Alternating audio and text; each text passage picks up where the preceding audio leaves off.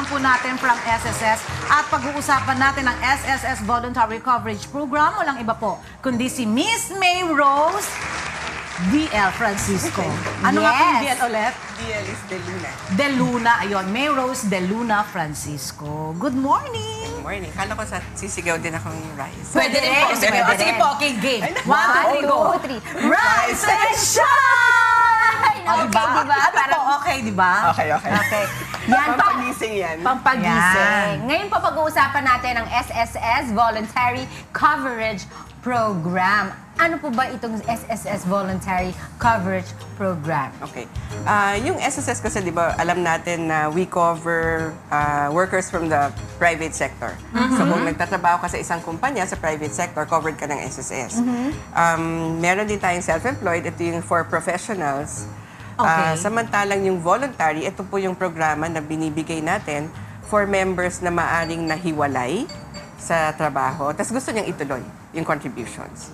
Oo, So, parang if you- kami tayo, di ba? Parang Oo. ganon. Kasi nahiwalay na kami. Kaya parang gusto ko ipagpatuloy ulit. Kaya ang tawag Yes. doon, voluntary. Pero, under the program, covered din nila ang non-working spouse at saka OFWs. Okay. So, kailan po magiging epektibo ang pagiging miyembro ng SSS para sa mga voluntary members? As soon as you pay. So, kasi, kunwari, kung ako ay isang member ng SSS who used to pay before, tapos nahiwalay ako, after a few years, naisip ko gusto ko nang ituloy ulit. So, as soon as I pay, pag magbayad ako ulit, pagka nag-reactivate ako ng aking that's the start of my coverage. Although yung contributions ko before that, pasok pa rin siya. Pero Yes. hindi ko na kailangan bayaran pa yung mga buwan na hindi ko nabayaran? Hindi na po. Kung halimbawa i-activate ko ulit? Hindi na. Kasi under the law pati, wala tayong retroactive payments for voluntary members. Now, siguro pag nabayaran po nila ulit, gaano katagal they can avail of the services that SSS are offering? Is offering. It depends on what service. Kasi yung bawat benepisyo natin, Depends. kanya-kanyang qualifying conditions when it comes to the number of contributions that you need. So for example, kung salary loan po ito, kung meron kayong 36 months before, tapos nag-renew ka, you need 6 months within the last 12 months na payments to be able to file for another loan. So, yun po. Magkano po bang binabayaran kung halimbawa ikaw ay isang voluntary member? Ang voluntary members are given the leeway to choose. Kung, di ba, Minimum to maximum. Yes. Kapag kayo po ay employed, di ba, naka-base tayo sa salary natin. But then, pag voluntary ka, choice mo yon. So, you can pay as low as 110 at the minimum or as high as 1,760 at the maximum. Yun po ba ngayon ang maximum 1,700? Kasi naalala ko lang po dati nung meron akong business, nagbabayad ako ng SSS, ang binabayad ko is 1,200 yata o 1,300. So ngayon, dahil wala na yung business ko, so parang ako na ngayon voluntary ako, pwede ko po bang taasan pa yung pagbabayad ko noon o kailangan i-maintain ko lang yung dati kong binabayaran? Naging babayad ka ba ngayon, partner? Naguhulog ka ba sa SSS ngayon? Actually, pwede mo itaas. Pwede ko pa rin itaas. Pero lang, ang rules lang sa pagtataas natin, for those who are already 55 years old, hindi ka kasama doon. Ay, hindi ko kasi. Buti na lang padilinaw niyan. Okay. Yung mga ganun, hindi na sila pwedeng mag-akyat lang basta. Sila, to the next level lang. Pero before you reach age 55, meron kang leeway na mag-akyat ng contributions mo up to the 20% nung last mo. So siguro mga 1 or 2 brackets higher, pwede yon. I see. Pwede ka rin Okay. mag-increase any as often as you want within the year. Okay. Paano naman tayo mag-rehistro sa programang ito? Pag voluntary, Pag okay. voluntary. Ano po yung mga requirements, documents na kailangan nilang Sige. gawin? So kanina I told you na merong voluntary program for OFWs and non-working spouses. Okay. And the third one is yung mga gusto lang mag-continue. So yung mga gusto mag-continue, wala po tayong application. All you need to do is to pay. Bayad ka na ulit. So yun, voluntary ka na kaagad. Pero kung nagre-register ka as OFW, meron po tayong form na fini-fill upan for that, and then we register as an OFW. Pero yung non-working spouse, ito naman po, when we say non-working spouse, yun pong asawa ko is an actively paying member. Ako, wala po akong trabaho. So ako yung non-working spouse. So I can pay, may application din po yun, and then I can pay up to 50% of what my husband pays. Ayan, na-discuss natin yan, partner, I think few weeks ago. Oo. Ito, meron tayong another question here.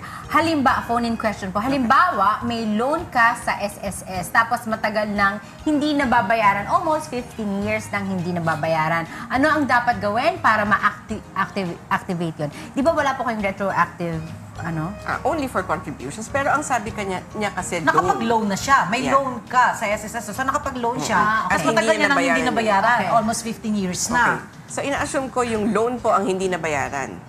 So, yung loan po na hindi natin nabayaran, ang nangyari po dyan, nagkaroon na po siya ng penalty. Kasi May sa may bawat charges buwan yun. po na tayo ay nahuhuli or hindi nakapagbayad, pinapatawan po ito ng 1% per month. Yeah.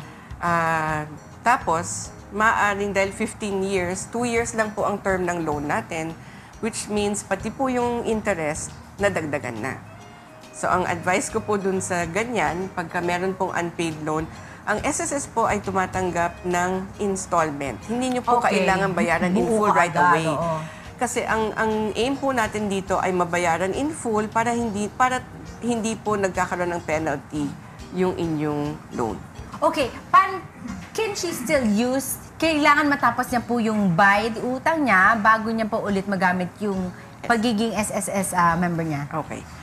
Kung ang ibig sabihin po nun kailangan ba niyang antayin na matapos yung oo. loan bago siya magbayad ulit ng contribution? Yes. No. Wala pong kinalaman. Kahit na meron po kayong balanse sa loan at gusto po ninyong Ayun. ituloy yung contributions niyo, you can do so. Malinaw yan. Okay. Kailan ba pwede mag-loan sa SSS? Siguro May plano ka, partner, di mo kailangan. Magbibusiness ka ng Vico? Hindi, mayaman po si Miss. Sige. Hindi, gusto ko lang po malaman kung halimbawa, bayad sa SSS. Kailan ako po pwedeng mag-loan How sa many SSS? months? Okay. Ilang buwan o ilang taon ba yan? Ganon. Ang minimum requirement natin para makapag-loan, dapat meron kang at least 36 monthly contributions. 36, so more than ano yun? 3 1 years. 3 years. Yeah. 3 years, no? Tapos pwede ka na mag-loan. Yes. Pwede ka mag-loan. Siyempre, merong namang ano yan, kung magkanong amount lang. Lahat po ng loans at benefits natin are based on how much contributions we pay. Kunwari, kung nagbayad po tayo sa minimum, ang 110 is equivalent to a monthly salary credit of 1,000. So yung 1,000 is your base. Yun na siya. So maglo-loan ka 1,000. Pero if you pay at the maximum of 1,760, Mas ang malaki. monthly salary credit nun is 16,000. So you get 16,000. Oh! Pero if you have at least 72 monthly contributions, you get double. So yung 16 mo magiging 32. Okay, linawin lang po natin. Ano ba yung tinatawag na monthly salary O credit? dahil nabanggit Okay. niya, Since nabanggit nabanggit niyo niyo na po. Ano po ba yun? Yung monthly salary credit, ito po yung average nung range ng ating salary.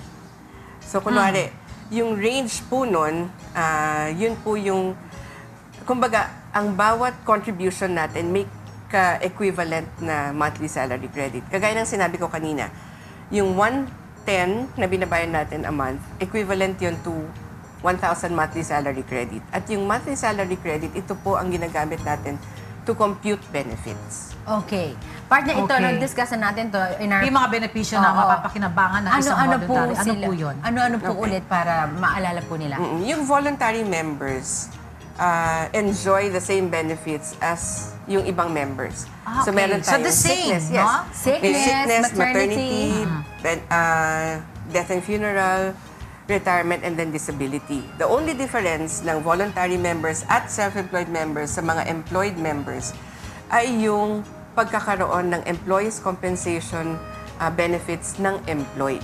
Okay. Kasi ang easy contributions po are paid solely by the employer. Since walang employer ang voluntary at self-employed, wala po silang Saan sila pwedeng magbayad po? ng kanilang contributions. Yeah, pwede bang online? Meron po May through... online na. Meron Ang bilis eh. Iniisip mo. meron through BankNet.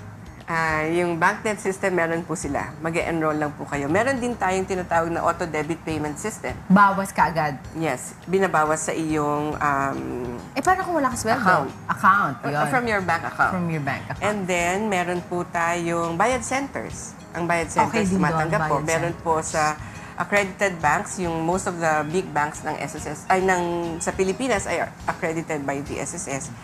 At sa SSS offices. Oo. Yun, Yung madami online, naman pala. hopefully, in a few... Coming time, Yes.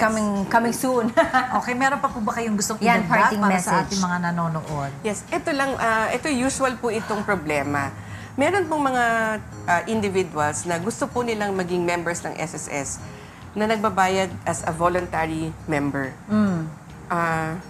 Akala nila pwede yon. Actually, hindi po pwede yon.